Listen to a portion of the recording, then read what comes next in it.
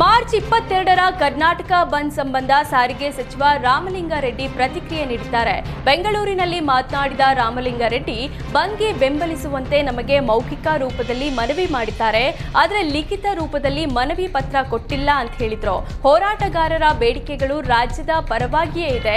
ರಾಜ್ಯಕ್ಕೆ ಅನ್ಯಾಯ ಆಗಿರೋದಕ್ಕೆ ಹೋರಾಟ ಮಾಡ್ತಿದ್ದಾರೆ. ವಾಟಾಳ್ ನಾಗರಾಜ್ ಹೋರಾಟದ ಬಗ್ಗೆ ಗೌರವವಿದೆ. ವಾಟಾಳ್ ನಾಗರಾಜ್ ಹಾಗೂ ಕಾಳಜಿ ಬಗ್ಗೆಯೂ ನಮಗೆ ಗೌರವವಿದೆ ಅಂತ ಸಾರಿಗೆ ಸಚಿವ ರಾಮಲಿಂಗಾರೆಡ್ಡಿ ಹೇಳಿದರು. ಅಸೋಸಿಯೇಷನ್ ಫಾರ್ ಡೆಮೊಕ್ರೆಟಿಕ್ ರಿಫಾರ್ಮರ್ಸ್ ಸಂಸ್ಥೆ ದೇಶದ ಅತ್ಯಂತ ಶ್ರೀಮಂತ ಶಾಸಕರ ಪಟ್ಟಿಯನ್ನು ಬಿಡುಗಡೆ ಮಾಡಿದೆ. ಈ ಪೈಕಿ ಕರ್ನಾಟಕದ 4 ಶಾಸಕರು ಶ್ರೀಮಂತ ಶಾಸಕರ ಪಟ್ಟಿಯಲ್ಲಿ ಸ್ಥಾನ ಗಿಟ್ಟಿಸಿಕೊಂಡಿದ್ದಾರೆ. ಮುಂಬೈನ ಬಿಜೆಪಿ ಶಾಸಕ ಪರಾಗ್ ಶಾ ಭಾರತದ ಅತ್ಯಂತ ಶ್ರೀಮಂತ ಶಾಸಕರಾಗಿದ್ದು 3,400 ಕೋಟಿ ರೂಪಾಯಿ ಆಸ್ತಿಯನ್ನು ಹೊಂದಿದ್ದಾರೆ. 2ನೇ ಸ್ಥಾನದಲ್ಲಿ ಕರ್ನಾಟಕದ ಡಿಸಿಎಂ ಕನಕಪುರದ ಶಾಸಕ ಡಿಕೆ ಶಿವಕುಮಾರ್ ಸ್ಥಾನ ಪಡೆದಿದ್ದು, ಡಿಕೆಶಿ ಬಳಿ ಬರೋಬ್ಬರಿ 1,413 ಕೋಟಿ ರೂಪಾಯಿ ಆಸ್ತಿ ಇದೆ. 3ನೇ ಸ್ಥಾನದಲ್ಲೂ ಕರ್ನಾಟಕದ ಪಕ್ಷೇತರ ಶಾಸಕ ಪುಟ್ಟಸ್ವಾಮಿ ಗೌಡ ಸ್ಥಾನ ಪಡೆದಿದ್ದು 1,267 ಕೋಟಿ ಆಸ್ತಿ ಹೊಂದಿದ್ದಾರೆ. 4ನೇ ಸ್ಥಾನದಲ್ಲಿ ಗೋವಿಂದರಾಜನಗರ ಕಾಂಗ್ರೆಸ್ ಶಾಸಕ ಪ್ರಿಯಾಕೃಷ್ಣ ಇದ್ದು, ಪ್ರಿಯಾಕೃಷ್ಣ ಬಳಿ 1,156 ಕೋಟಿ ಆಸ್ತಿ ಇದೆ. ಇನ್ನು 10ನೇ ಸ್ಥಾನ ಸಚಿವ ಹೆಬ್ಬಾಳ ಕ್ಷೇತ್ರದ ಶಾಸಕ ಬೈರತಿ ಸುರೇಶ್ ಗಿಟ್ಟಿಸಿಕೊಂಡಿದ್ದು 648 ಕೋಟಿ ಆಸ್ತಿ ಹೊಂದಿದ್ದಾರೆ. ಮಂಡ್ಯದವರು ಛತ್ರಿಗಳು ಎಂಬ ಡಿಸಿಎಂ ಡಿಕೆ ಶಿವಕುಮಾರ್ ಹೇಳಿಕೆಗೆ ಭಾರಿ ಆಕ್ರೋಶ ವ್ಯಕ್ತವಾಗ್ತಿದೆ.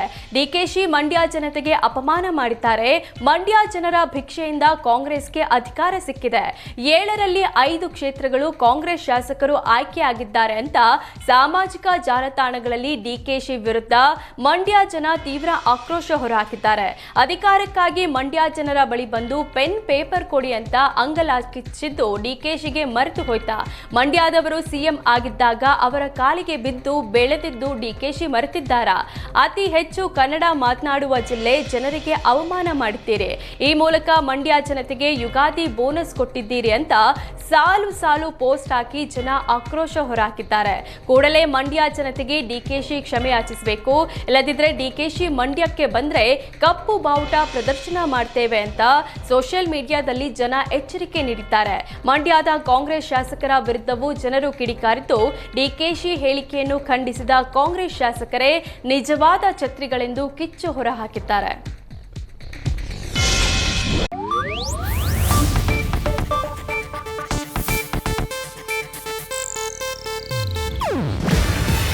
ಇದು ಏಷ್ಯಾನೆಟ್ ನ್ಯೂಸ್ ನೆಟ್ವರ್ಕ್ ಪ್ರಸ್ತುತಿ. ನೀವು ನೋಡ್ತಿದ್ದೀರಾ ಏಷ್ಯಾನೆಟ್ ಸುವರ್ಣ ನ್ಯೂಸ್.